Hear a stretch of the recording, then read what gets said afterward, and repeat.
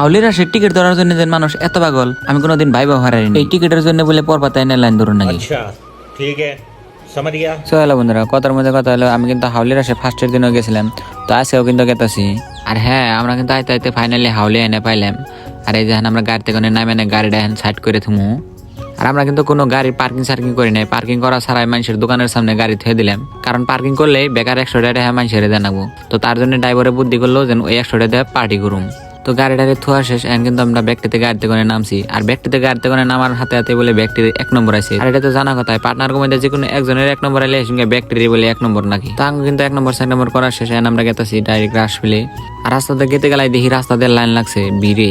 তা আমি আরো ভাবলাম যে এত রাস্তায় ভিড় কে, এখন বাদ দেখুন এই যে টিকিটের জন্য এত ভিড়। এই দেখুন লাইন পাচ্ছে কত, ওই যে শেষ মাথা। আর ভিড় হবো না যে হাউলির আসে সব কিন্তু দামি দামি প্রাইস। তো তার জন্য মনে করেন যে একটা টিকিটও সেল হওয়ার বাকি থাকে না, একবারে ব্যক্তি টিকিটই সেল হয়ে যায়। আর যেটি গাড়ি লাইন ধরা দেখলেন সব থেকে দামি গাড়ি হলো এই যে এটা। আর এই গাড়িটার নাম হলো ডিফেন্ডার। আর ডিফেন্ডার গাড়ির দাম তো সবাই কম বেশি জানোনি, 96 লাখ। আর এই 96 লাখ টাকার গাড়ি যদি 200 টাকা টিকিটে মারে, তো এটা ভেবে নিয়ে কিন্তু সবাই টিকিটটা ধরে। আর আমরা কিন্তু গাড়িটারে দেখে নিয়ে সুন্দর করে ভিতরে আই পড়লাম। আর ভিতরে এই ফার্স্টের দিনের নাগালি হালকা হালকা মানুষ আছে, মানুষ খুব এড়া হয় নাই। এটা ওর কি গোষ্ঠী মারছে, হনুমান আর হাফের মধ্যে পার্সাভার্সি লাগছে। তো পার্সাভার্সি করে কিন্তু হনুমানে হাফের সেঙ্গাতে ফালিয়ে দিল।